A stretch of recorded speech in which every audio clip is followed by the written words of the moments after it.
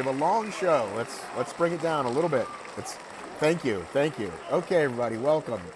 It's the Monday Not So Live Show. We're on a new platform, which means I might play with some buttons. Dave's here, Cheryl's here, and our on-the-ground reporter, New York City, Matt Kemp is here. Matt Kemp's going to Matt on the move. Matt's going to answer many questions for us. Before you go over the topics you want to know, Cheryl or Dave, what questions would you ask a man who spent most of the weekend there? I want a comparison from last year. Let's start with that. I remember last year there was a lot of complaining, and I'm Mostly wondering by me. things Dave. were fixed. Oh. Yeah, I just wonder. I mean, I know the weather was tough, and we can talk about if outdoor HYROX is dumb, but yeah, I would want to know if things were fixed this year and it felt a lot better run. The venue was better. The spacing was much better because the spacing for me was better in that they moved the wall balls like towards where they had their outdoor tent last time for like the race command area. So that opened up a lot of space within the rock zone. They also shortened the sled pull and sled push. I don't know if you guys saw this beforehand. So it was 6 lengths, right? Instead of 4, because they turned them perpendicular to the way they were last year, which opened up more space and kind of made some sense, I guess, based on how the pillars and things are there. But I also think they had to do that for the tents to work. I don't think the tents would have. I think if they turned things sideways, I'm not 100% sure how the pillars were spaced out. But I think the size of the tents were so large that they had to do it that direction. Otherwise, they wouldn't have fit the other direction, is my theory. The other thing was the tents were like legit structure. They were, they had like weights, they were legitimate, like they weren't like a wedding tent. They were more than that. They were kind of like a large, steel structure, had massive weights on them. Obviously, definitely a union job type of thing. Wasn't an overnight type of put together, shoddy job. The Spectator flow, I think, was much better this year than last year. I think last year that was I think that was the first shock for me when I think about what Dave and Cheryl were talking about last year when we were kind of like waiting outside that area and it felt like you could never get across that crosswalk. The crosswalk was took a little bit, maybe a little bit more than other U.S. venues have this year, but I wouldn't say it was like, it didn't feel as bad as last year. I don't know if that's like the shock of last year being the first time we had to do that, or if it was the same or different. Security was super tight because the Spectator tickets and, they were checking every wristband. Like, even when I had my head judge shirt on, they were like making sure I wasn't I had to like go around and go in the right direction. It was very like, they wanted to make sure everyone who was in there had the right wristband for where they were supposed to be.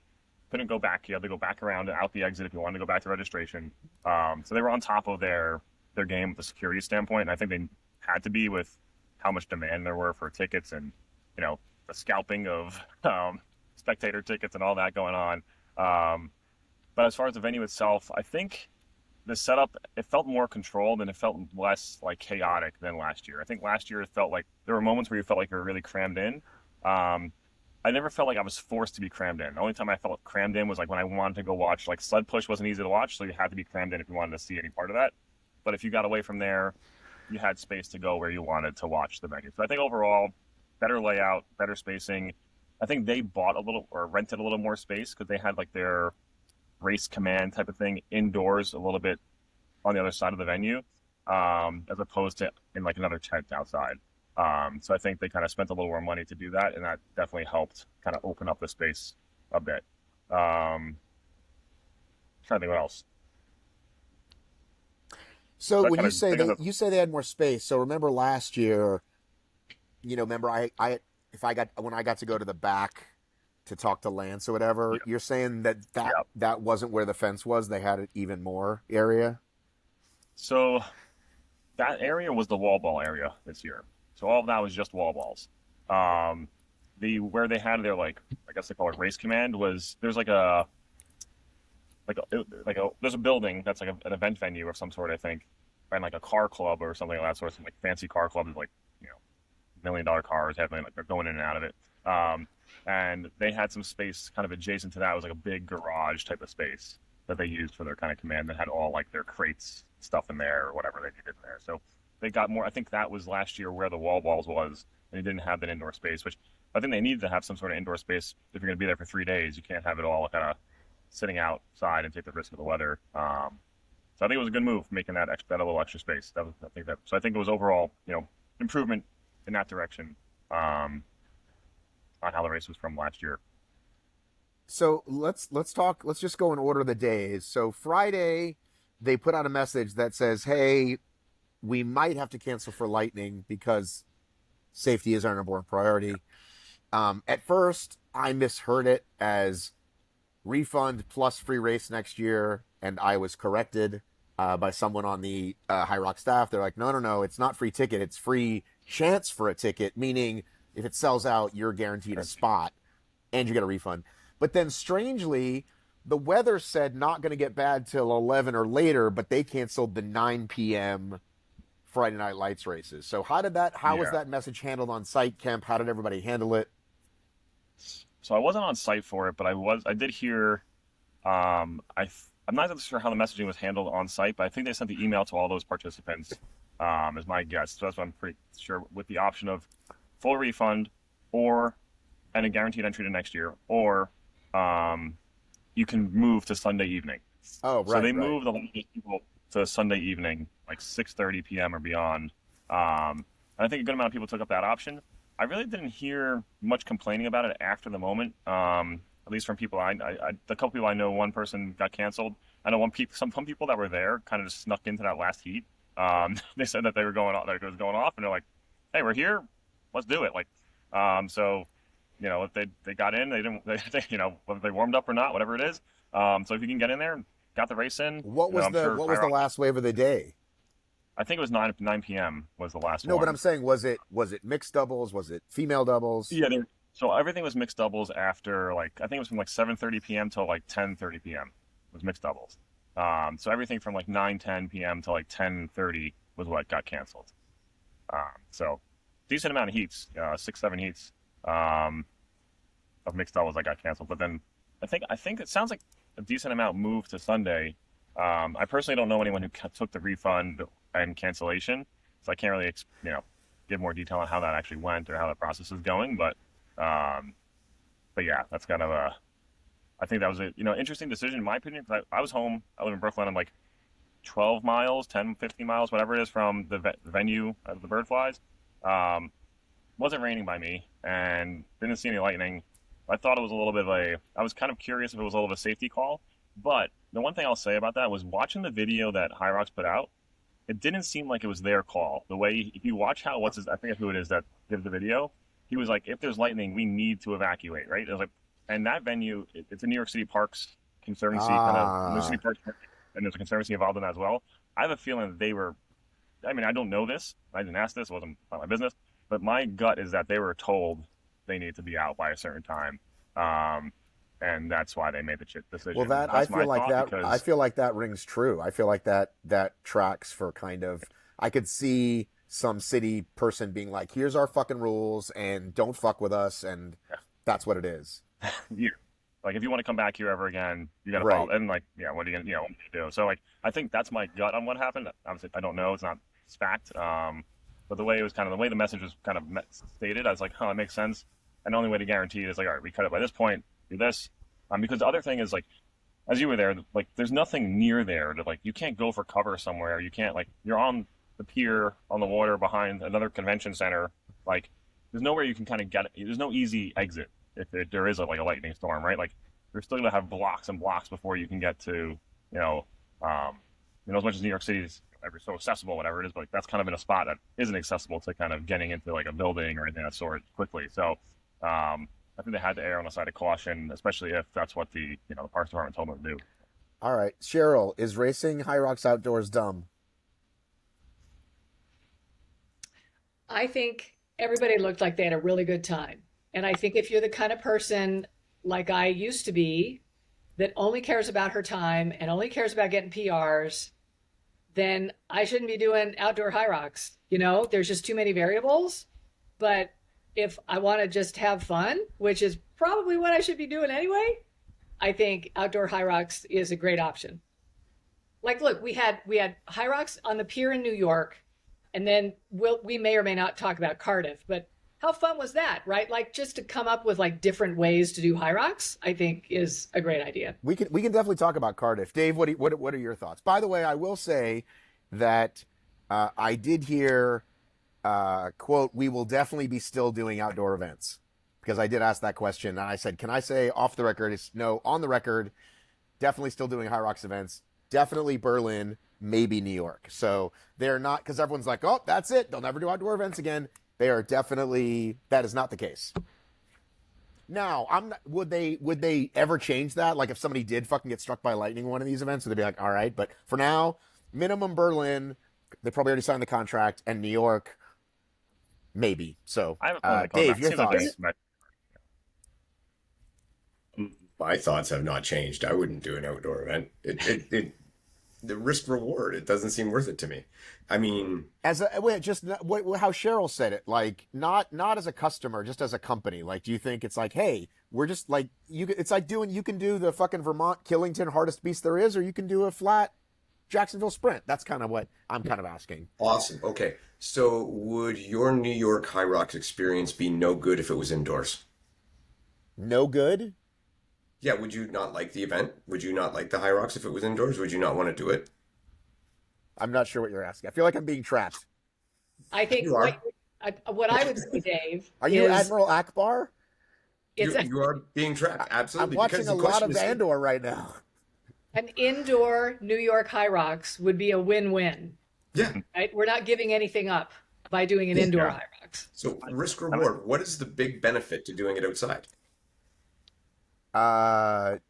For them, cool photos and a cool experience. The photos indoors haven't been cool.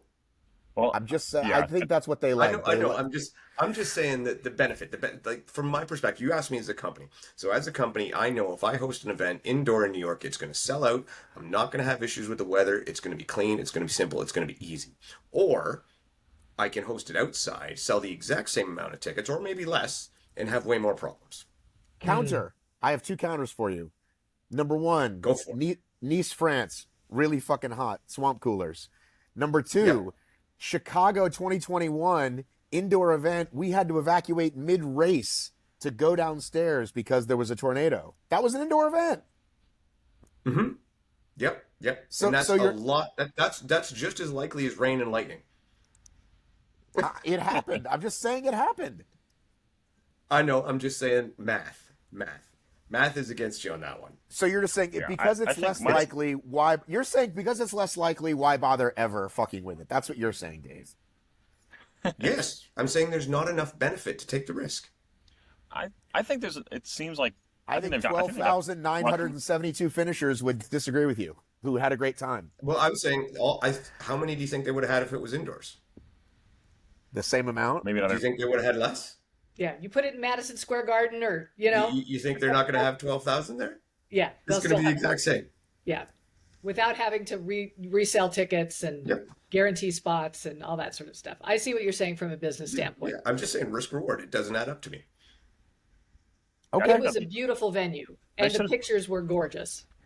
I feel like they should do some. They should. I think the venue, they got 12,000 finishers. I think they were supposed to have like 14,000 if they didn't have the Friday night cancellation. They might have had some more. So my theory is, I think there's enough demand for obviously I'm biased because I live in New York, but why can't we get? Here's the thing. Here's a new video that just came out. Hang on. I mean, it does look pretty cool. I mean, you do get great videos and great content from it and whatnot. I will say the pictures, there's cool pictures, but the pictures weren't that, they didn't really highlight the pictures. I just got my pictures about an hour ago. I didn't look through all of them, but they didn't have it set up in a way that the skyline was behind me. I had a big, I think they kind of missed. There's one I saw some with a skyline behind you. I saw some. They weren't free. I think it depended on which lap which way you were running, right? So that's the thing. I think last year they had it shaped a little bit better. So this year they did do that a little bit, but they flipped the running direction this year from last year, which as a participant was a little less scenic because when you were running south, which faces so when you're on that farthest part of the pier in the water, we were running north, which you don't really see the skyline as you run north there. So but when you're other way around, you're running south and then you run along the south of the pier going towards the city, you kind of get to see the skyline more. So I mean, whatever. Like I'm not trying to look around too much while I'm racing, but and I think I think they had to do that because I think they flipped that after they initially released the map, because I think that the wall ball entrance you had to enter from the one direction the way they kind of had it shaped out. Other way it would have been a little bit of a zigzag. So I think they had to kind of flip the direction there.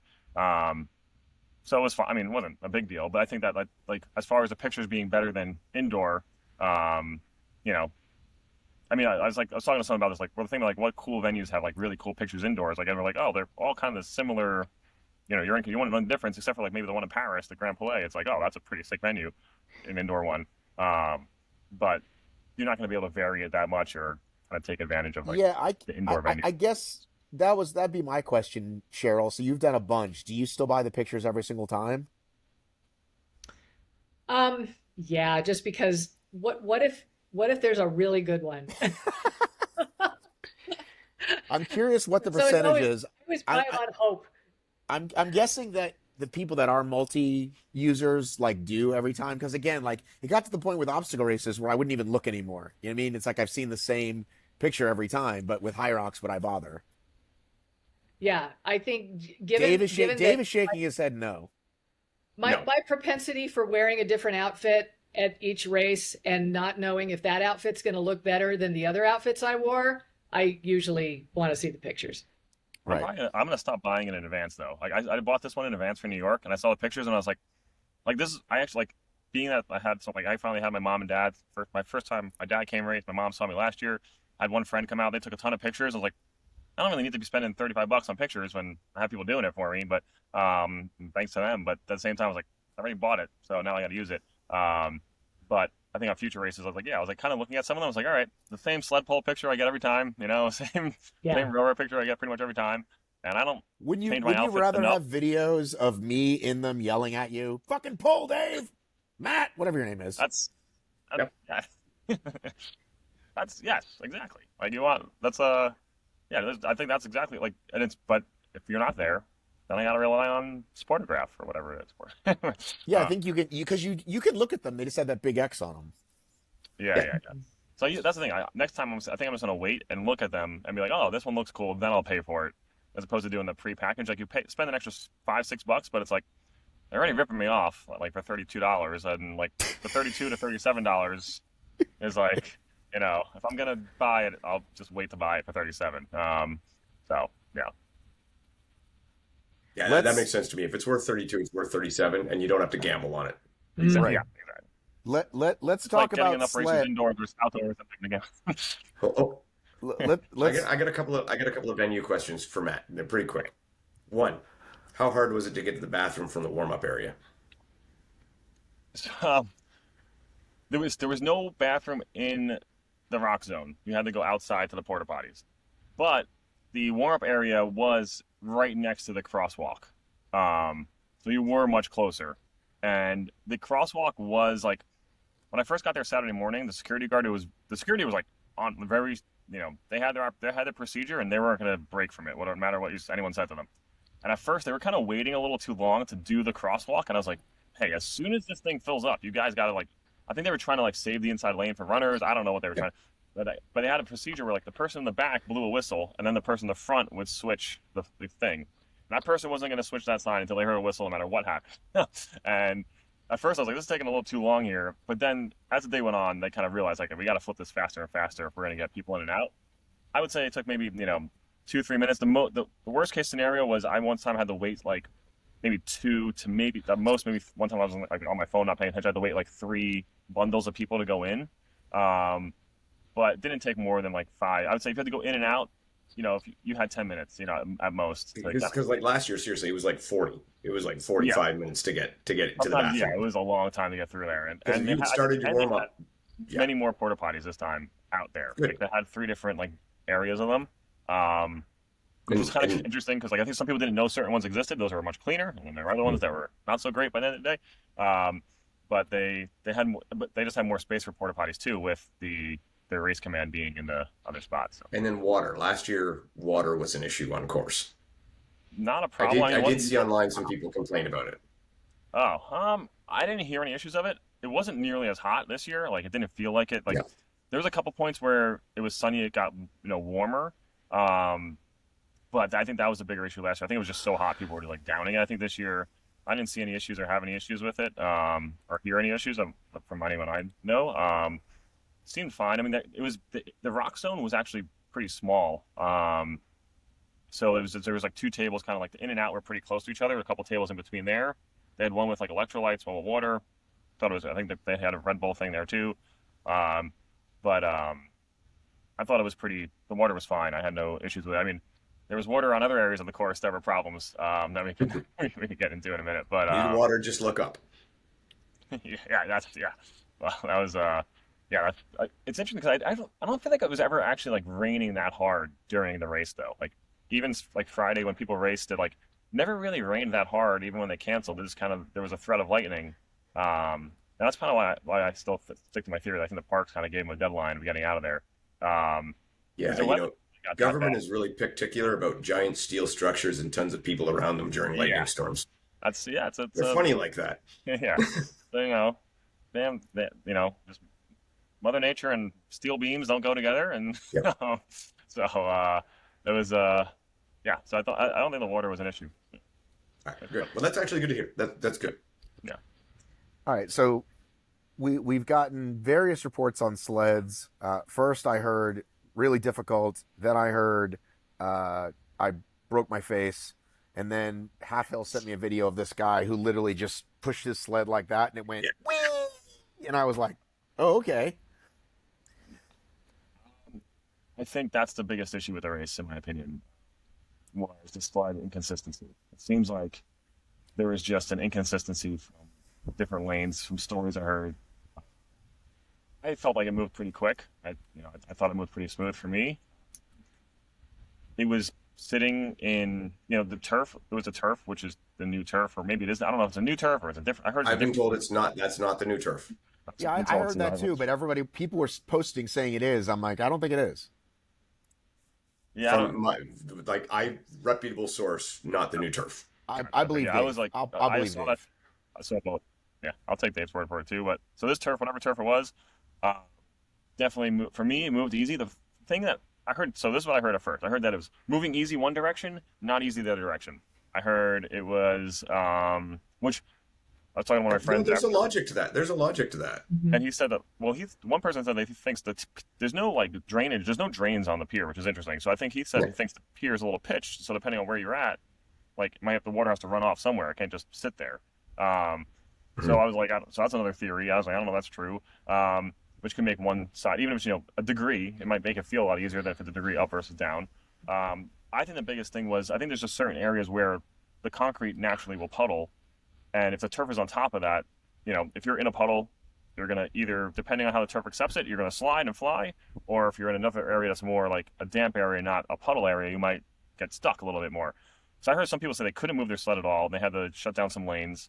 And then I heard other people, like, and even when I raced, I was like, the only thing I had to struggle with was like, I felt like my sled kind of like, when I stopped moving it, it kind of like sunk in. So like the first two steps were kind of tough, but then it moved. Like I could see like the water like foaming around the sled. It was like, just like as I was pushing it through, like the water was like rushing up on top of it. We can't measure your fatigue difference, but can you look at your sled times and how they compare? Yeah, I haven't done that yet. I've honestly I should have probably at some point. I haven't really looked at my numbers that much. But I think, the only thing that I would say makes it a little different is that like there's more transition time to it, but I still think it was a pretty easy push, just like effort wise. But like the overall, I think I saw some post that they said like, I think 100 something plus athletes in New York. I don't know if it's New York and Cardiff or just New York that like were under 3 minutes on the sled push for pro, which has like never happened at a race before. I forget who posted that or where that was from, but so that kind of shows that the sleds probably were faster. But I do think that the sleds were a bit, faster in that sense. The sled pull, I didn't hear that as many complaints about it. I do think it felt a little bit faster because like you don't have to create as much tension on the rope with it being only 8 meters as opposed to being 12 meters.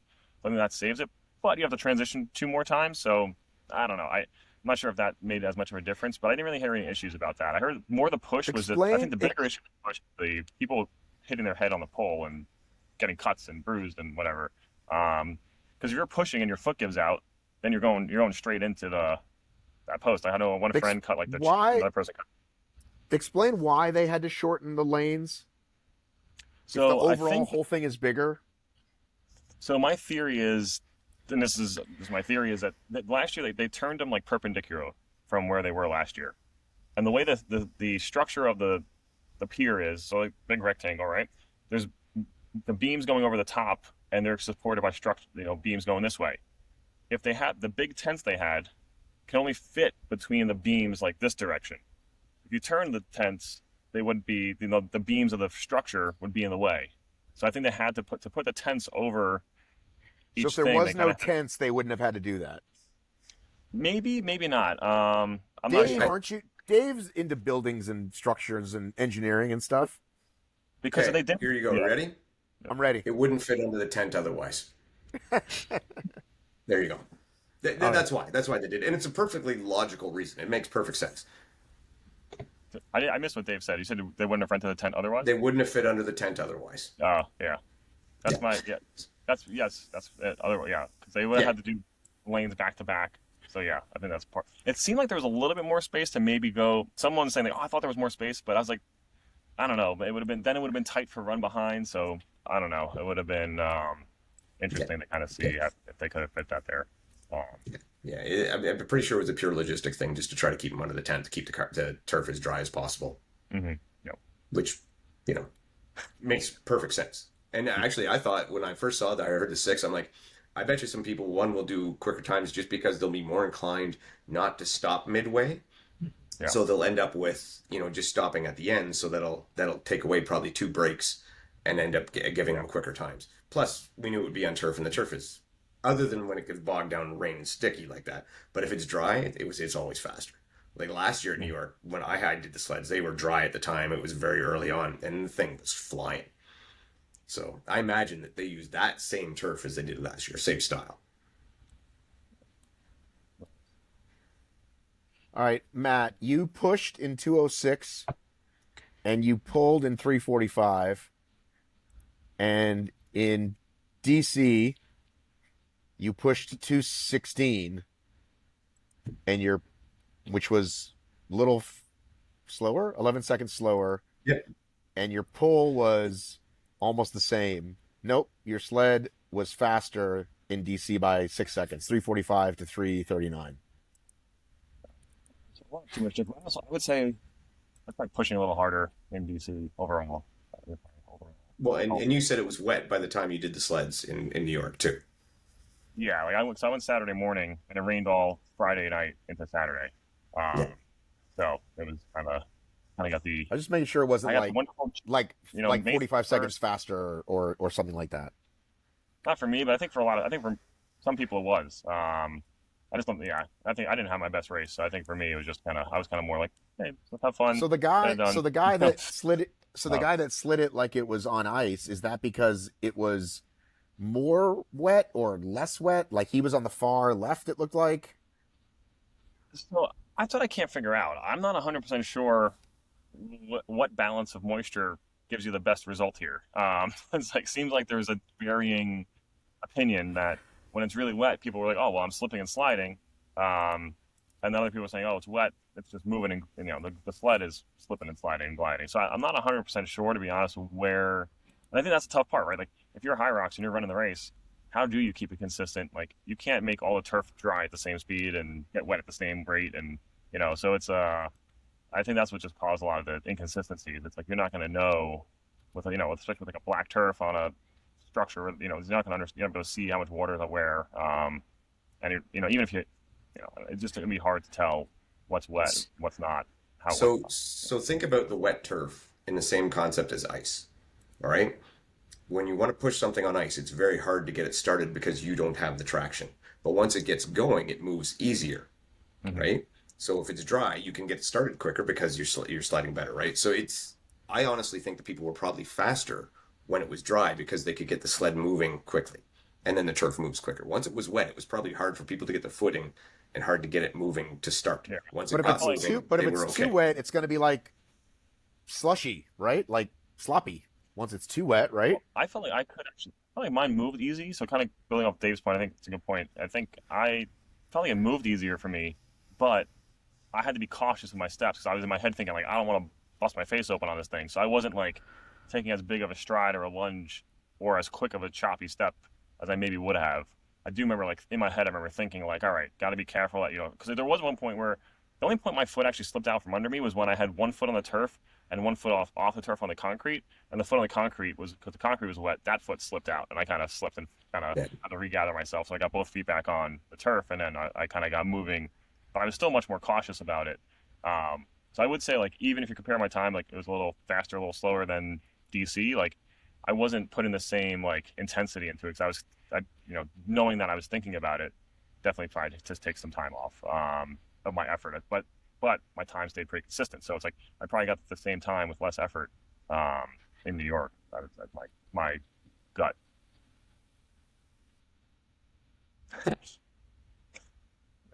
Matt's cutting the grass. Guy on a motorcycle. So when did the power go out?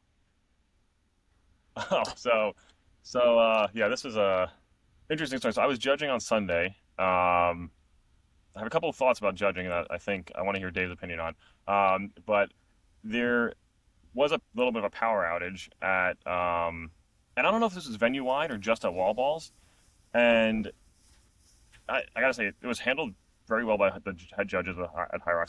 Tiffany was one helping with wall balls. She's always there. I think she was probably doing wall balls. I think she was there from 6 till 10 p.m. on Sunday. So the power went out for like the DJ booth, the stage, all the counters, everything turned off. The Thunderdome. Yeah, the Thunderdome was fully out of power. Lightning struck the Thunderdome, I guess. So we ended up giving all the volunteers counters. Ended up being, I think, pretty fine. I don't know this, but I'm pretty confident the timing wasn't affected. That was my first thought. Was like, timing Matt's out. Like I don't know, because people ended up, once the power came back on, people were crossing the finish line. Times were showing up, so it wasn't like timing went missing in that time, from what I could tell. There was like the first female finisher came through at that point. So I had to say, if it had to happen, it happened the best time it could have, because there's like they do give like a 30-minute gap while they for the weight changes and when they switch heats. So the last men's doubles heat was 11 a.m. The first women's open heat was 11:30. I'm guessing the power went out around 12:20, 25, something like that. Because like the first woman or two were in, but they were doing their wall balls, and there was only 2 women doing wall balls, like at the time the power went out, and then only maybe 2 men's doubles teams that were still coming in, and so there was only like 4 or 5 teams total in there when this happened. So I was like, that's better than 20 minutes from now when 40 women come running on in. And it got, I would say it was up and running within, 5-10 minutes. It was just an interesting, coaches out there screaming, getting the crowd hyped up. It was, a party with no music. And they got everything up and running again. Had to make sure all the counters were working correctly once we got the power back in.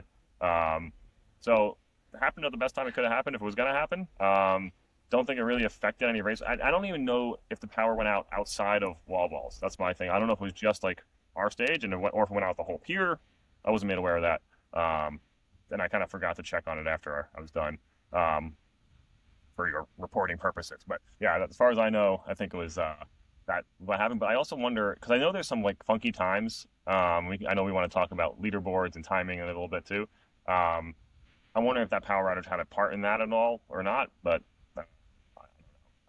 yeah, there was at first I was like, I don't know what to do. But I gotta say, like Tiffany, the rest of the HYROX team came in. They had their protocols ready. Like, all right, everyone gets 2 counters. And that's the other thing. The biggest thing I was worried about was, if we don't get this up and running in time, you can't do 1 judge to participants without the counter. You have to do 1-to-1. So we ran that way for like 15 minutes or so as the first few women came through. But luckily, by the time it got too crowded again, everything was up and running. So yeah, it was definitely it was an interesting moment. I was like, I didn't even know it had happened. I was like, the music went off, and I was like, oh, okay, people are cheering. I didn't realize it was connected with all the screens going off too, and I was like, oh, this is going to be interesting for judging. But yeah, I think Matt, you're muted. Matt, you're muted. So I know we talked about this recently, so I just want to get a confirmation. Kemp, you volunteer for what, 8 hours, and you get a free race out of it, or are you a head judge and that's a different thing? Yeah, so volunteers, I think, is 6 hours. They get a free race. Head judge is different. Get a little pay rate, and you get the option of a free race. Okay. As And well. how many hours is it? 8. Actually, it was 9, but you get a break. You get a break. You get breaks built in. So I was 6:30 to 3:30 was my time, like my shift. And on Sunday. and then 3:30 to what? What's the PM shift? Just until it The ends? second shift was 2:30 till 10:30. I think it was on Sunday. I think they had some different hours over the weekend based on, like, Friday had, I think, maybe 3 shifts because that Friday Night Lights was supposed to go so late. I think Saturday might be the same too, and yeah, Sunday was just 2. But yeah, 8 hours for the head judge, and then there was like a 1 hour overlap, and then volunteers is 6 hours, and there's like a 30-minute overlap for volunteers too, kind of switching it out. But yeah, we had pretty good volunteers, but still need more of them. I'm still gonna make that pitch. Yep. People want to, and it's funny. Like, only had a couple arguments. I would say, one thing I would say in the head judges chat, it's a good place to be to learn just about the sport and kind of meet people who care. But also you see everything, all the effort that goes into it, obviously. But the biggest thing is, sometimes certain shifts you get good volunteers and certain shifts you don't. And like, as people switch in and out, we do our best to put the right people in the right places, the best they kind of fit. But it's always tough when you get people who kind of either don't care or don't know what they're doing or don't want to learn how to do something for a few hours. But the more volunteers we get, the better. And it looks So like where there are were they? certain Where are they coming from? The ones that don't know what they're doing, are they youth groups? Like, where are they coming from? I'm not really sure right now. I think that's what seemed like they were using in the past. I'm not really sure where they're getting the other ones from. I would say it felt like this time around, felt like a little bit more of an uptick in HYROXers volunteering from what I felt like when I did a head judge in DC. Obviously, it's just one sample size, it's not a huge sample size of difference. But I do think I think part of what worked in New York, I think they did have some gyms, like I know like Training Lab owned Sled Push all day on Sunday. They had volunteers, so they got to own that whole station for the whole day. So this way, like, this gym's responsible, you're a partner gym, yada yada. So I think it sounded like they did that for a few other stations as well. Maybe maybe some of the F45s, because they were a sponsor, they got them to get some people out there, whatever it might be. So I think they're using that kind of leveraging that gym partnership part of it. Why don't they just do that? Why don't they just do that everywhere for everything, but mostly the wall balls? Yeah. If they have 9,000 I don't know. partner gyms, according to CNBC show I watched the other day. Yeah. Well, I think that's a whole other discussion on how they're going to manage the partner gym thing, because it seems like partner gyms are wondering, like, what is their value now if they're getting so many of them. So All right, well, we'll hold on that kind of conversation. creating We their talked own about that a value. little. What did you want to ask Dave, though? Yeah. What did you want to ask Dave? Oh, so for judging wall balls, here's so one of the feedback things I had was I think that there should be. So it was weird. I heard feedback from the head judge who was there both Saturday and Sunday. He said it was interesting. On Saturday, he goes, a lot of men wanted the bucket, and the women were great. They didn't ask for the bucket. On Sunday, I had the opposite experience. Not too many men asked for the bucket. A lot of the women were asking for the bucket. So, but it was interesting that a lot of people were coming in and asking for the bucket. And we made a rule as the head judges. We said, like, look, we're not going to give them a bucket until we can see that they really can't squat. And my thought was, if you want to get a bucket, there should be a minimum number of no reps you have to do before you get a bucket. Like kind of like a penalty of time or a penalty of, hey, you got to show me you can't do it 10 times. And you get 10. Could we call it the Mappy Davis rule? Because I think I'm a pretty good example of that guy. We got to bring that guy the bucket. Old me, not new me. New me is great, but old me was really bad. And I was like, we're going to bring you the bucket. I'm like, bring it over. Yeah, because there were multiple people where it was funny. There were a couple people like asked, like, and there was one guy who was like, I know the trainer, and he was like, oh, can I get the bucket? And I was like, let me see you squat for a couple. He did a couple. I was like, you're good. Like, just do a real squat. And I know it's slower, and like you got to start slow and then find your rhythm. Like, it's not you want to be racing, but like you'll get there and you'll be fine. It's not it's a race, yes, but hitting the proper form is better than doing 100 no reps. The reason it can't be a rule, though, is because now you're giving judges more information and they're already bad at what they're bad at. They're already not good at the job. So now you're adding this thing of like minimum no reps. Yeah. That's my thought. I think that they've gotten better though, as far as like even yesterday, I think as HYROX as a whole has gotten better at training the volunteers. because I think the volunteers, I would say the volunteers yesterday that we had for both shifts were giving out more no reps than I've seen before at wall ball. So we had, I mean, I was getting complaints from people that, oh, I'm getting no rep too much. I'm like, well, let me see your squat. Let me see. Like one guy told me he did 10 HYROXs. Like, I know what I'm doing. I'm like, yeah, but like you're catching the ball and you're bringing it forward. You're doing an RDL. You're not doing a squat. Like your butt's still staying high. And he was, he didn't like my answer, but I was like, if you don't get the butt, like keep that ball high, and you'll get the butt lows. I was telling people that all day, like try to keep the ball high so your butt will drop. Like if you don't have the, it'll get there. But and I was saying, and the other thing, I didn't say this to the guy in the morning. I didn't want to like get into an argument with him, but I was like, well, maybe you didn't get judged correctly at your other 10 HYROXs. Yeah, sounds like you had shitty judges. That's been the biggest criticism of HYROX, and the people who criticize the judges and such is like, oh, no one's watching wall ball depth. Videos out there. It's like. So now that we're holding the standard, people are getting pissed because they got away with it for a while. And it's like, you can't win with everybody. So, hey, this is a standard. We're going to hold it, and that's it's going to be painful for some people who got away with it. But overall, I think there should be like, and it's weird. Like, I would say, I wish there wasn't like a public facing number of like, hey, you have to do this many no reps to get a bucket. But like, because everything will leak eventually. But I wish there would be some sort of like thing like that before you get a bucket. It's got to be whatever. Okay. I have a question before Dave answers. Okay. So, Matt, you are implying that the bucket is an advantage. And so you don't think that people should use the bucket because it's an advantage? No, I think people are asking for it if it's an advantage for them. I think there are people who it is an advantage for. I don't think it's an advantage for everybody, but I think there are people where it is an advantage to use the bucket. And they come in thinking, hey, if I can get the bucket, it'll be easier for me. So let me use that as opposed to because for someone who's a little bit on the shorter side, you might not have to get as deep with the bucket as you would in your actual squat, but it gives us a marker to say you can actually hit it. So then it confirms, like, cause that's what usually happens. Sometimes you can just see like someone's hip mobility or ankle mobility. They can't, or they just don't have the balance. Sometimes when they're going up and down, they do more than one or two at a time without getting it, to be, into that depth. But then when we are, but then those people are the ones who I believe should get the bucket, and we try to do that based on that ability. But but some people are just coming in asking for it right away, and I was like, well, and then so we started making kind of saying like, we don't want to give it to people. I think that's the right thing. I think that there are people who are trying to skirt the rule, and that's clear. That's the part of it that's clear to me.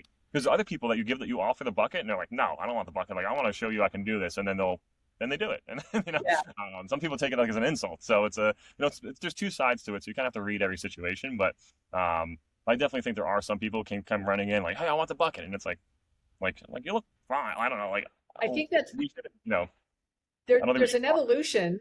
There's an evolution to this. Just because from the reports that I get from the judge that I'm married to is that it used to be that people would just come in and say, I can't squat to depth, and just act like they didn't have to, right? And so then he would offer the bucket, and they didn't want the bucket. They just wanted a free pass to not have to squat to depth, right? So that feels like a bit of an evolution that at least people are being mindful. Maybe, maybe the shaming is starting to get to be, I don't know. But it's interesting that you think that, it's interesting that you want people to prove that they need it. Yeah, at least I don't know. That's kind of how I felt a little bit, or maybe it's maybe that's like inconsiderate at some points. But and I feel bad because like I do think there are some people who actually can't squat, but like usually you can see that when that happens. Whereas there are some times where people ask for the bucket, and it's like, I don't know if you like. I think the way that they explain it is like if they can squat to pick the ball off the ground, then they can do a squat. If they can't, if you see how they pick the ball off the ground, it's like, oh, maybe there's a mobility issue, but it's like you can't always be watching everybody to see how they pick it up the first time, whatnot. But I do think you said, like what you said, I think the shame part is a part of it, because there was one person, like friends or family behind them, and they were taking videos and they were offered the bucket, and they were like, no, I don't want to be in a video with a bucket. And I was like, all right, well then you're gonna get lower. And like it's like, it's weird to be proud of it, but I was very proud of some of the volunteers that were actually giving out a good amount of no reps, because like that's been the biggest problem. Was I think we had a little bit of an issue earlier in the day where there were a lot of judges saying you got to get lower, but they weren't no repping. I was like, you got it. If you're going to give that feedback, I was like, as soon as you say lower, you should be hitting no rep at the same time, because if they don't see the no rep, they're not going to change what they're doing. Right. It is hard, but I understand it's hard for volunteers. Like they're, some of them are really nice people, and they don't want to be that person no repping them. But I was like, look, they know how deep they have to get. They understand. You hit the no rep. Like there was one group, there's two guys, God bless. I don't know. There was a doubles men's team. I think they had like 64 no reps in total. I think it was like 20 for depth and like 40 missed targets. And so they were just like out there. And I was just like, so it was like, once they got low enough, they just couldn't hit the target. It was like, but like they didn't complain. They understood it. They were like, respected the judge. Like, I think gave like That's a high great. five when it was done. Like they totally understood this is the rule and this is what I have to do to complete the race. But yeah, it was like it was definitely over 50 total. And I was just like, wow. But that's what happens. Like, but at least they respect the rules and understand the rules. Yeah. And Okay, so Dave. All right. So the issue with the bucket is, and you talk about someone on a short side. For me, a bucket would be a massive advantage. I don't have to come anywhere near parallel to the ground when I squat to that bucket. So it would be a huge advantage. And then you take someone like my partner Bethany, who is 5 foot tall. She's doing a quarter squat if you give her that bucket. So it's absolutely advantage. So people who usually come in asking for it right away, they are probably looking for an advantage. The downside here is HYROX has not got it in the rules where that's an issue, where you can't do that. So by you saying, I want to see you do some no reps first, you actually can't ask that. Yeah. Because it's not in the rule book that they need to do so. The problem here lies with HYROX. What HYROX need to do, and this is something we've said for a long time, is go to the box. And I've seen it sometimes over in Europe that they have the box and not the bucket. It's a lot like our small plyo boxes that are generally 14 by 16 by 12. Yeah. And then institute the box. Men go to 14, women go to 12, and all of a sudden it's not near as much of an advantage. It helps the people who need it, but it becomes less advantage. So, I mean, that's why I think they need to pony up the dough, buy a bunch of those boxes instead of the buckets, and then work from there, and then it'll be okay. Because if you use that, will it be an advantage? Possibly, but it's minute. And actually, for me, it would slow me down now because, and I mean, someone like you, Matt, like your height, if you brought out that 14-inch box, you're going ass to grass. Yeah. Right. So it becomes, I think that's something that they need to clear up in the rules and institute that piece of equipment to stop that from happening. Yeah, I do think there's a gender. I'm one of the guys who's always been against the bucket of shame thing and calling it, making people feel bad for it, because I'd rather see them sit to the box or the bucket than to do crap reps and get credit for it. Yeah. So that's where I think that's what needs. I think HYROX needs to clean it up within the rule book and within their equipment, and not rely on a judge like you to decide if this person's able to do them or not, or the person to just fake you out and go, look, I can't do them. Right? It's just it's not worth it. So, like a couple people, like I could clearly tell were just like, oh, I don't want, I love to use the buzz. I'm like, well, can you do a squat? And like then they would do the first one. I'm like, they went like ass to grass for 3. I was like, yeah, I know it's a lot tougher, but like you can clearly do it. But I do think, like I agree. I think having the bucket as a piece as a tool is obviously needed. But I also think like for some of the kind of trouble people who were kind of arguing about like, oh, I'm getting low enough, my volunteers being, like one guy was telling me, oh, the volunteers costing me my PR. I was like, No.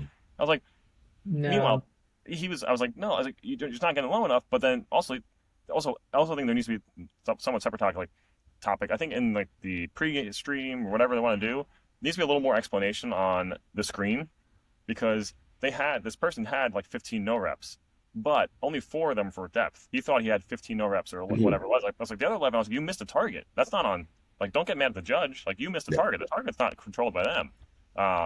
So they just see those numbers and think, oh, I'm getting no repped all these times, or they just see the red blink. They don't see that there's a number for target and for depth.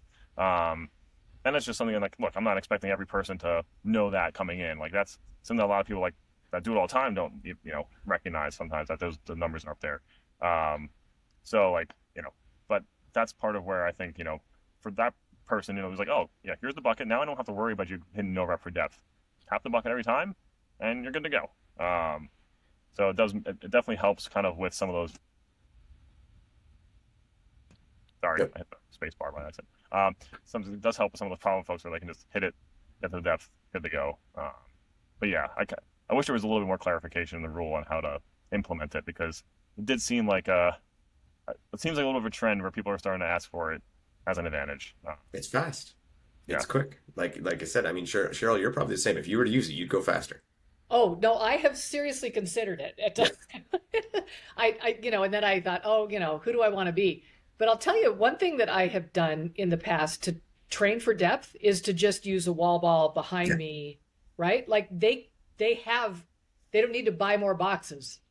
I mean, No wall balls. they have wall balls that you could, position behind people. Just, clean them off when you're done. Everything's good. That's pretty good depth. You can't sit on it. I like that. Yeah. The only problem with that, and I actually did the same thing, Cheryl, to train me. Eventually, it flattens out, and you rack the wall ball. You use it enough, and if we think of how many people are going through there and how much that would get used, yeah, they get wrecked pretty good. That's a good point. From personal experience. Yeah. Good But point. I do like that a little bit better, actually, because I feel like one thing that happens, unfortunately, like some people end up sitting on the box for a bit, or sitting in the bucket, and they're not supposed to, and it's like, usually it's a hard enough conversation to get them to use the bucket, then you got to tell them you can't sit on it, and it's like, all right, you got to stand up, and it's like, So back and forth. is it in the rule that they can't sit on it? Because I've never seen that. I thought I'm not sure if it's in the rule, but I know we were like told, hey, they're not supposed to sit on it. I don't think there's actually, I never took anyone off the bucket that was sitting on it, because usually at that point, it's like, look, what am I going to fight with you about? But at the same time, I think there are worse things than sitting on the bucket. No, generally, if someone's sitting on the bucket, they're not setting world records anyway. We're not really worried about podium positions if a person is A, asking for a bucket, and B, sitting on the bucket. Yeah. Great. Yeah. That's why, I think that. But I'm with you. Like I said, the initial question, I think this is something that HYROX needs to fix within their rule book and within their equipment. The bucket is just too tough, too high of an item to use for what they want to use it for. I'm sure it was done originally because you can buy them for $5 a piece. Right. But let's be honest, the piggy bank's a little bit bigger now, and they should be able to shell out for some plyo boxes that would work. Center's going to make them. Center's going to make a. Exactly. Yeah. And I did say this before, like I was on a train for a long time of have everybody use a box, god damn it, because then it eliminates the problem. You can put branding all over it. It's fantastic. You have a box sponsor, whatever, right? It's just, but yeah, that's something that they need to clean up inside and not rely on the judges to decide who's worthy of a bucket, who needs it, who's not. Are you bucket worthy or not? I just, yeah. Yeah, that's tough. That's tough. But the counters worked well all day, right? They never malfunctioned? She didn't have any issues. No? Dylan did. It wasn't the counter's fault. There was only one. Did you see Dylan's? What happened to Dylan's? Dylan's didn't count like the first 18 reps. Oh, jeez. Yeah, but I figured it was because it had a fight with its spouse in the morning, and then was just upset and couldn't function properly. Needed to clear its brain before it was. But it didn't count for like I think its first 18 reps or something like that. It just wasn't on. It wasn't working, and weird. Okay. It's interesting because I didn't have. I mean, we had a couple issues with things not counting when people for mixed doubles they didn't switch it. Things like that when the volunteer wasn't switching it in time. And there was only one that wouldn't be where Dylan's probably in the first slot at the end of the lane, as I'm guessing, where he did his wall balls. Yeah. I'm trying to remember the video now. Yeah, he was at his first station. We had a very good volunteer there on my shifts, and he kind of ran his show down there. Oh no, Dylan said his volunteer was fantastic. He said his judge was great. He just like if you watch the video, you'll notice it just wasn't counting for a bit. So if anything, the judge did a great job to keep him up to it. Yeah. Well, so what I'm hearing is it sounds like there were a fair number of glitches in this event, and none of them really were of any great consequence, which is pretty good news, right? Like, they kind of had protocols for everything, and it all went pretty well. I haven't heard, like last year I heard a lot of complaints about, crowding and just kind of basic human stuff like the porta potties and all that sort of stuff. And I'm just hearing none of that this time. It seems like everybody had a really good time. So I'm surprised because I was honestly fearing it going a little bit of like the crowding and those kind of issues. Of course. Well, and so the crowding on the course it sure looked full. It sure looked like there was a lot of people running on that course. It looked like a lot of slow people in the passing lane is what I saw. So this is my biggest thing. They did not have a passing lane listed, nor was I briefed on it when in the start corral. So I didn't have Danielle. Because they don't work. So Danielle wasn't there for she can't be there for 60 hours over 3 days. So I understand, she wasn't the one who did the brief, and she normally mentions it. But there wasn't a line drawn on the ground for it either. So it also would have been tough. I can understand why they didn't do it, because if you did put the way the running is there was a big pillar right in the middle every 20 yards or so. The spacing between the pillar and the gate would have been kind of tight to put a tape in between. So like, say you use that as a passing lane and say, hey, on your left, now you bump a guy and you throw him into a pillar, it's like, it's not great either. So I can understand why they maybe decided to keep away from that for this. But it goes back to my main point of, I feel like, just give me a real New York event. You can have this be the spectacle event, have it be fun, but it shouldn't be the one, like, I want something that's more, an indoor regular race that has everything that it's supposed to have. But I'd say the other thing, my biggest complaint was the going into the event, I was really worried about the crowding and things of that sort, which I think worked out fine. I would say the spacing as spectators felt much more relaxed, felt much more like, okay, there's spaces I can stand and be clear of people. There's spaces I can go where it's crowded, but I can choose to be there or not. I didn't have to go through that bundled crowd if I didn't want to. My biggest issue was the spectator tickets. So I didn't buy them at registration, which I'll take responsibility. I didn't buy them, but they sold out like a month in advance. They sold out these spectator tickets, right? So couldn't get any spectator tickets. Everything's sold out, I don't know, 3 weeks, a month ago. I told Matt Davis about this. My biggest frustration about the whole process was I ended up getting them because they put spectator tickets on sale at 5 p.m. on Thursday. They put another limited release of spectator tickets on sale, 5 p.m. Thursday. I signed on. I got them right away. I needed 3. I had 2. I'm with my mom, my dad, and one of my friends. You can only buy 2 at a time. So I got 2. My mom signed on. She wasn't able to get in. She was in the wait list. It was just like a wait list, like buying a race ticket to get the spectator ticket. She ended up getting one more eventually. Somehow she got in, but I had a bunch of people who said they didn't get tickets. They couldn't get tickets. At one point, I think it went because at first it was you can buy 2 tickets each. Then they sold a certain amount. Then you can only buy 1 ticket. So then everyone had then they kind of re-kicked the line back, whatever it was. And I'm happy. I mean, part of me is thankful that they limited it because it was a good flow in the venue. My frustration was not so much that it was sold out and people wanted to be there for their friends and family. I'm actually if I didn't buy the ticket in time, it was sold out, fine. My real frustration was about maybe a week and a half, 2 weeks ago, I get some, Instagram push or whatever. Some influencer has 50 spectator tickets that you can get by going to their event the week of the race. And HYROX is working with them and Puma, and I'm like, come on, you're telling me spectator tickets are sold out and now you're using influencers to get spectator tickets to the event? I can't get my mom a ticket because you want to use the influencer thing to kind of, and I was I told this to Matt Davis, I was talking to him, I was like, look, I get that you have PR to do and you have, these good stories that you want to have. The influencer group wasn't just, some fitness. They had some, they had a deeper story with, disease and whatever it might be. That's their job as an influencer to kind of promote their brand too. But I think HYROX is big enough. You don't need to keep reaching out these grassroots efforts with influencers to get people to come as a spectator to the event. What I need is more events in my area to go to so that I can then actually give you the money for a race as opposed to you holding back the spectator ticket. That was my biggest frustration with the spectator ticket part was if it's sold out. And hear me out, events in a venue that accommodates more spectators. Mm-hmm. Like Cardiff? No. It should actually. That honestly, and yeah, and that's all I have to say about the spectator thing, but that's a perfect transition to Cardiff. That Cardiff start tunnel might have been the coolest start tunnel I've seen at HYROX. Look, they're nailing this if they're going to start trying to find venues like that. That would be so fun, right? Bring me Allegiant Stadium in Las Vegas. It would be spectacular. That big. What about I'm thinking MLS stadiums would be perfect. MLS, smaller venues, 20,000 seats, a lot cheaper to rent. You could do they're not used a lot. They're vacant area. We have one actually right beside where the Toronto event is. There's an MLS stadium. Now, granted, it's outside, so I wouldn't go. But the point is, yeah, there are stadiums that suit this. They're not. Yes. I feel the only downside is most of them are going to be more outside. The one in Jersey is MLS for New York, New Jersey Red Bulls, whatever they want to call them now. They are actually perfect Red Bull sponsorship, built right in.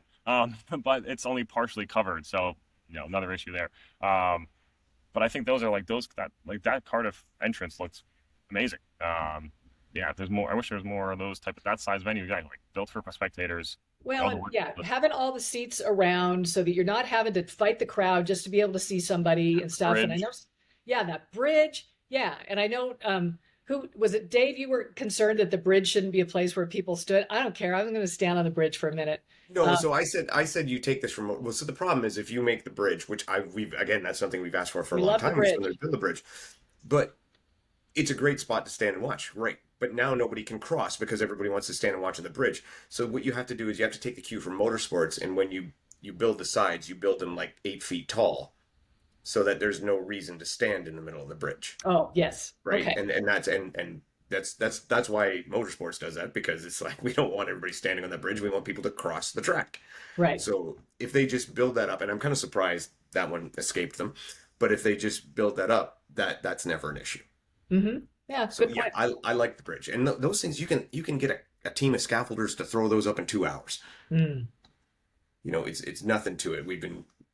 I think that's just long overdue. But yeah, the Cardiff venue, I loved it. I love it. And the fact that, like, again, spectators, many as you want, get them in there, whatever, who cares? Athletes, come back the next day and watch. Like, yeah, it's Yeah. What do we think of the, what was it, 4 laps? For Cardiff, it was 4 laps. I thought it was quite a few laps. it, I would it, assume outside of a soccer field would be a little under 400. So I thought it was 2, 3. I didn't realize it was 4. either way, as long as the track is not overtly crowded, I don't care how many laps there are. Mm. If the track's wide enough, I don't mind how many laps there are, because then you can get around, and we've learned by now, just learn to count. Mm-hmm. Right? And so I don't mind if it's a lot of laps or not a lot of laps. I don't care, especially when it comes to getting it in a great venue where everybody can see and everybody can have spectators. I don't want a lot of laps. I think that's a lousy experience. A lot of laps. Can you hear me? What, like three laps? Is that much different than 2? Yes. Yep. Absolutely. I've lost count. Wouldn't phase me in the least. I've lost count. It makes your overall time slower. I think I hate multiple laps. Oh no. I would gladly trade multiple laps to have it, like I said, in a venue with stadium seating, and where you get better amenities, and like having that bridge going across easily. I'd gladly take another lap for that any day. It's an easy trade-off for me. Well, I think it's just great that they're experimenting. I think that it's going to be really fun to see maybe next year. I'm hearing rumors that they're coming to Boston. It'll be interesting to just see where they're going to be holding a lot of these venues. It'll be good.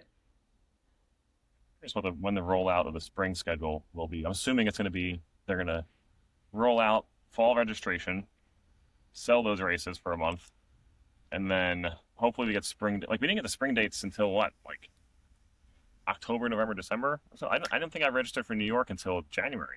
It's going to be tough given how quickly everything's selling out too, to even be able to plan a race calendar, right? Because we're just waiting to see if we can get into anything, much less what there is going to be offered. So I don't know. If they can start getting into more cities, there's got to be more than one truck they can pack and start going up and down the East and West Coast or something. Yeah, you got to think there's probably, like, they're going to have Worlds. They'll have a cool off week after Worlds, and then I would think they'd probably start announcing stuff after that. Let's hope so.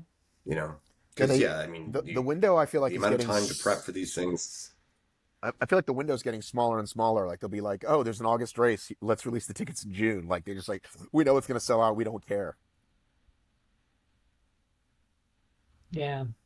That is part of it too. Like, I think some of these, I think that's true for like new cities, but I think cities are coming back to. It's like they've been announcing those a little bit earlier. Like the U.S. fall calendar came out, and like, I'm happy they announced it as early as they did. It's not open for registration yet, but I'm still also a little like disappointed. I'm like, I was hoping there'd be at least one new city in there. There's no new cities in the fall schedule from last year. Right? Well, and that's what I'm hearing. Boston at the end of September, which would make sense sort of geographically, right? You've got Toronto down. That's the rumor I heard. All right, well, let's get on it. But see what I'm If you saying haven't about. heard a good rumor by 9 o'clock, start one. But again, see what I'm saying? Like, you're going to sell tickets after World Champs for September. Like, that's the only advance notice we get. Right. And it's also a little annoying because you got to think, like, Boston, like, yeah, it's a big city, but it's also Toronto, Boston, a lot of the same crowd. It's not like, I understand why they do it. It's the one truck or one crew. It's nearby, but like, you're kind of cannibalizing your own sales. And I feel like I think that's part of what I'm worried about with HYROX. I'm sure they're smart enough to look at this, but like, they look at the analytics of like, hey, we sold out Miami, and then Atlanta, we didn't really sell out the second day. But it's like, you had Miami on sale and hyped up for a long time. and then you threw Atlanta's second day on sale like after everything, kind of as an afterthought, and it's a week after Miami. Like this can be the same thing for Boston. Like, oh, if it's end of September, the first week of October is Toronto. So it's, and people Yeah, already signed up, and but I think you just get all the people from Toronto. Still sounds far to people in America, but Philly doesn't seem far to Boston. New York doesn't seem far to Boston. You know what I mean? I think they'll sell out Boston in no time. Well, they're not. You got to remember, Boston to Toronto is an 8.5 hour drive, 9 hour drive. Well, It's so funny, Dave. We just think Toronto's just up there, and it's not just up there. Well, but I'm just saying, it's far. It's like saying the Washington one will affect the New York one. Like it's a long way. But Atlanta and Miami. Well, and that being said, listen. But nobody's driving 8 hours except you, Dave. Atlanta and Miami is only a 1 hour flight. But again, I think because it had been unsafe for a while, and then I think again, Boston has all those other Northeast and New England and Northeast cities. So, like I said, they think in their minds Toronto's far, but New York is not far and Philly's not far, so people go. But they should be. They should be in New York, Philly, DC. Well, they should have a whole East Coast trip. How many of us wanted to get into Toronto? We couldn't. Yeah. So I think we'll go to Boston. How big that Toronto wait list is and how many Americans are on it. And they'll be like, all right, let's do Boston. And even if it's just a one-dayer. I have been informed the wait list is large.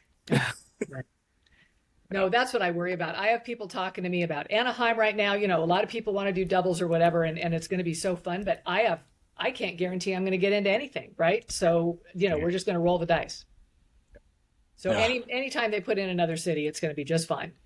And I guess that's my thought. Like as far as saying it's like close, like this, like Boston, Toronto aren't that close, but like if you're willing to travel to Toronto, like I live in New York, probably just as willing to travel to Boston. I think that's more their market than they kind of they have accommodated. Like I'm not a person who's generally going to do back-to-back weekends.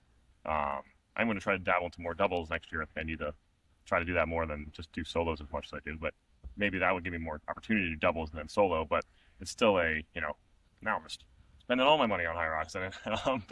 But I do hope they kind of get some more cities that like kind of just mixed in to sprinkle things. It does seem like, because even when they do like Dallas and Houston, they like did close by in timeline, and it's like, can we just spread them out a little bit more and get us like a real schedule that's like a schedule that's made for like the athlete. And I understand the schedule is made for right now the logistics.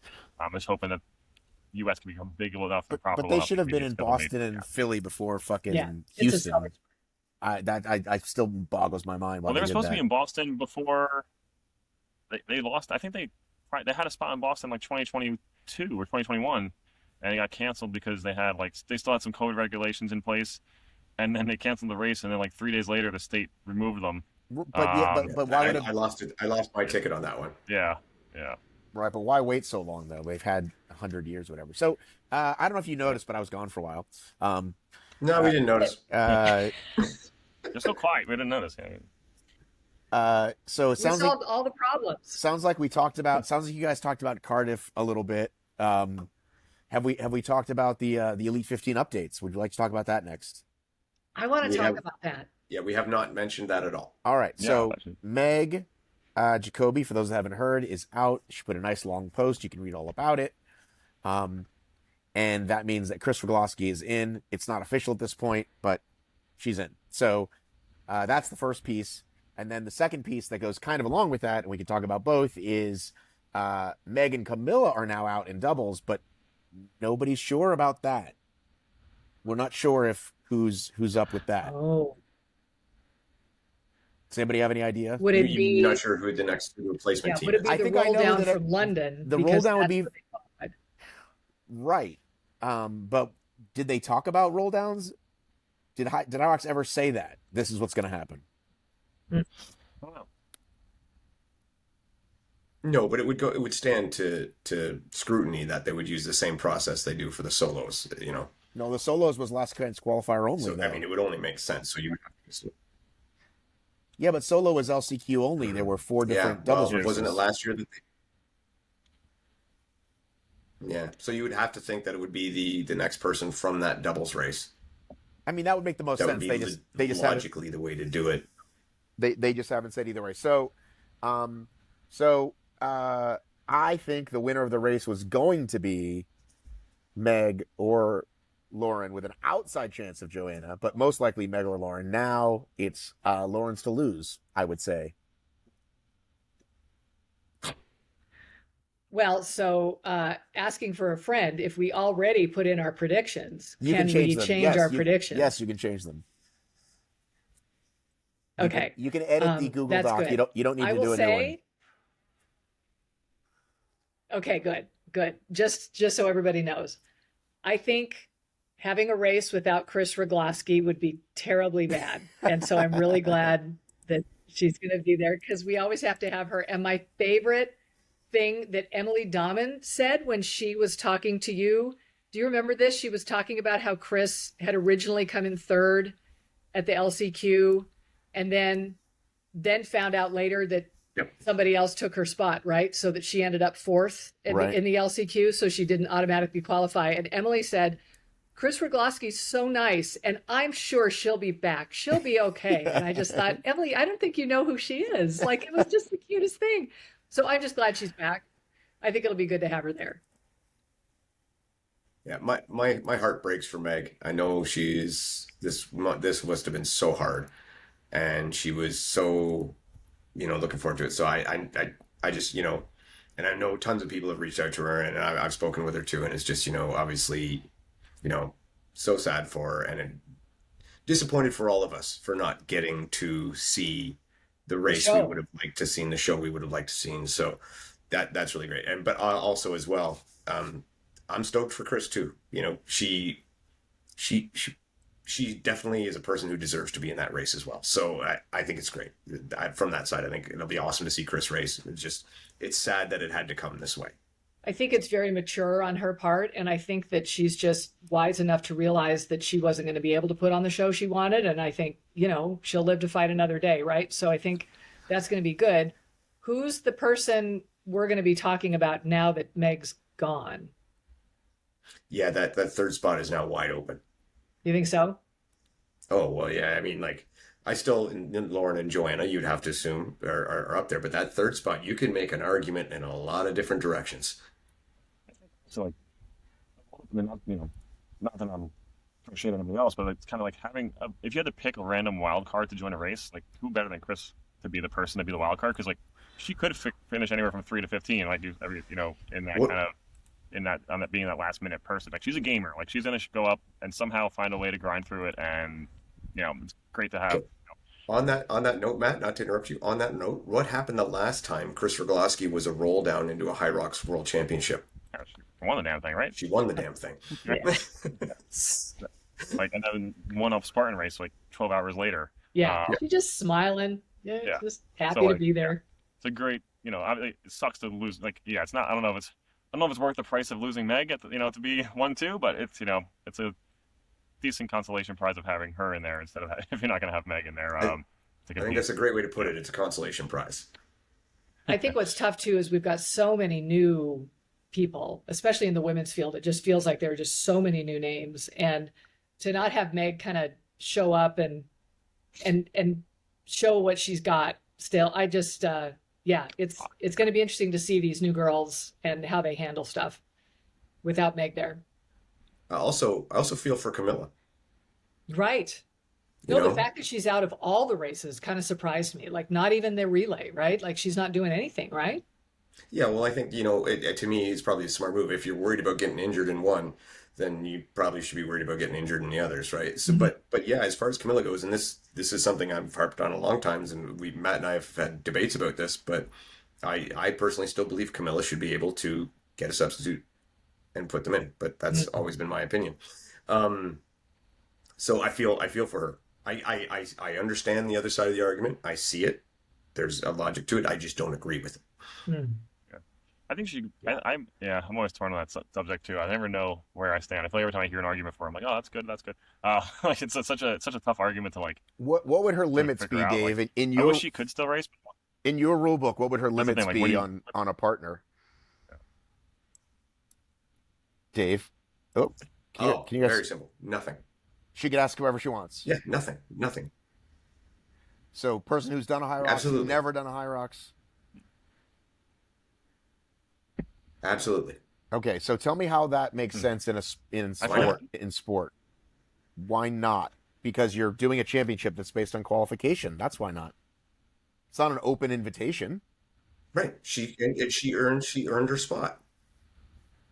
If your football team makes it to the Super Bowl and you have a rash of injuries, they don't kick your team out. You bring in new players. So somehow a team of 2 people is exactly the same as a team with 53 people?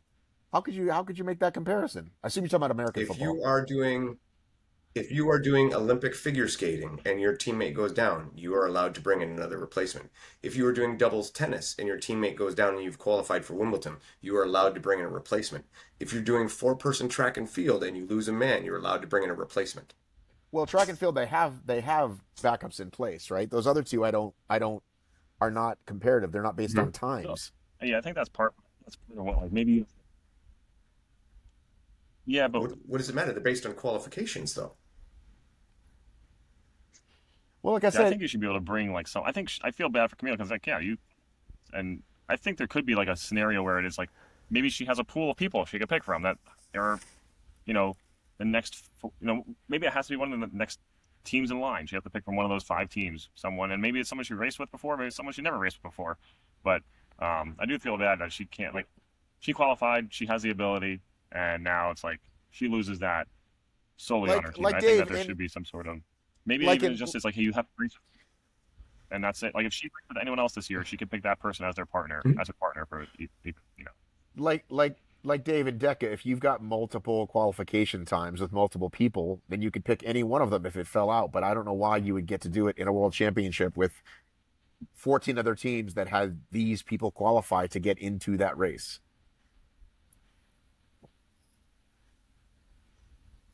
Because she earned her spot.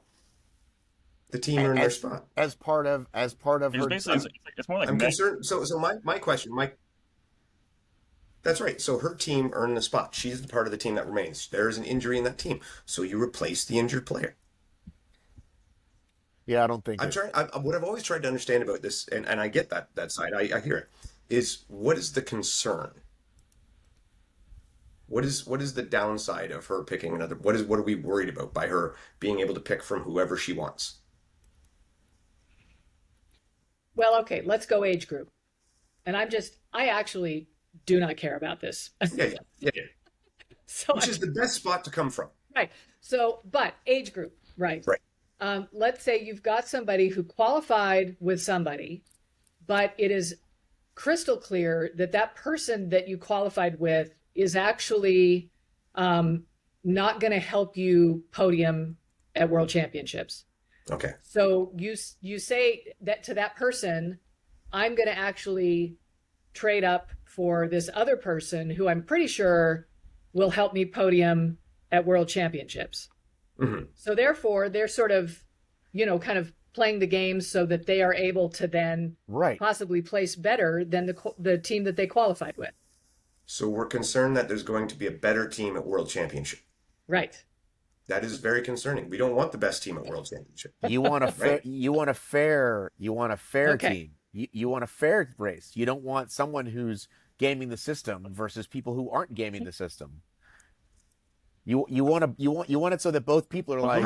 I still don't understand how is that gaming the system. Because you're saying all I needed to do was finish in the top, to game the system in the top 15 or the top 20 or whatever it is just to get in. Now that I'm in, cool, I can dump this person and get a better person. Poor Matt. He's having 2 a other hard friends time don't today. have access to Meg Jacoby or Camilla or the best people in the world, so they're stuck with each other.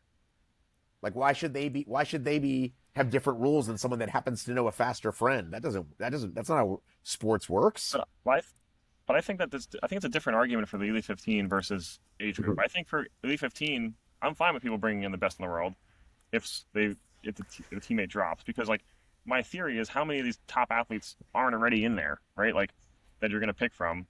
It's not like she's got a huge pool. Exactly. Who's she But going we're not to pick talking from that's about. really going to help her more than Okay, but I'm not thinking about that. I'm thinking about like this rule should be true today and next year, not like in 20 years when the field's different, we should change it.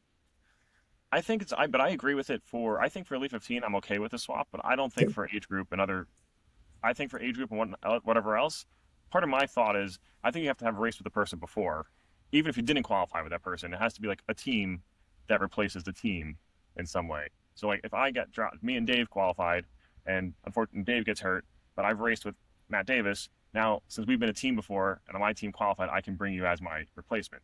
Now this will make people race more races to kind of have other qualifiers to be with them. But it's kind of that's the series I can see for more age group. But for Elite 15, I think it's fine to be like, hey, pick who you need to pick to get the team out there. And I understand that, will we see people maybe game the system a little bit? Yes, but I think overall, like the best teams are going to still be I don't think the best team is going to come from someone who dropped their partner. I don't think that's going to be that calm. I think it's going to be more of like the best teams are going to be your, like you got the top, if you had Megan Camila out there, that's one of the best teams you're going to have. Like it's hard to replace that. I think a lot of people that are even if you're a 14th place team, like it's got to be a pretty shitty team to say, hey, I'm going to kick my partner out and go with someone else because I think I'm going to place higher, right? Like I think that's a hard thing to do at the Elite 15 level. I think it's a hard thing to do at any level to be, as far as a teammate goes. But if I had someone in my back pocket that I could qualify better, that I could race better with at Worlds, I would have qualified with that person. Yes, that's something. Yeah. Not if they weren't available that day. We're out of town, or at a wedding, or whatever. So then you're going to screw a teammate over that you did qualify with? Like, how do you have that? Like, I think that's a hard, then what's going to happen? If they say, Davis, say me and you qualify for Worlds, right? We're going to Elite 15, and I say, Dave's actually a better partner for me. I'm going to sign me and Dave up for Worlds. Like, you're not going to go to say a HYROX, like, hey, that's my spot. Like, me and you can't argue about whose spot it is, and then neither of us are going to go to Worlds. So I don't think two teammates could really game the system that well, because if they qualify for Worlds together, I'm going to be like, oh, he was my sandbagger, and I'm not going to bring him now. No, but then you're going to go, hey, like, but like this is not going to work, because then you're going to want that spot in Worlds. So, it has to be a mutual team thing, which I just don't see many teams saying, hey, we're going to go into this together so I can race at Worlds later without you. I just don't think that's going to be a common route. That's going to, especially in the Elite 15. Yeah, when there's money on the line, like you're building that team with someone. Like, I don't know. I just don't see that happening that much, and that's why I think Elite. I think age group. Different scenario, because I think people are more. So do you think it's different? You think it should be different for age group, Dave?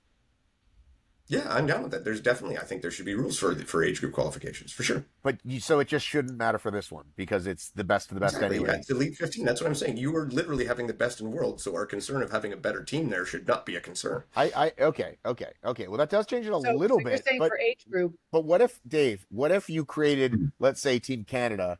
And then one of the people from Canada wasn't available, so you grab someone from America to race instead. What about that? Well, if it's a geographic slated tournament, you can't do that because you've already established the rules. The person has to be from Canada. No, but I'm saying, what if you put in a team from Canada? Right. So I put in a team from Canada. All right. And then what are the rules of the event? You're leaving out a lot of stuff here. Yeah. That's almost like saying I was trying to make a joke because Dave did this, but Dave is being way too serious right now.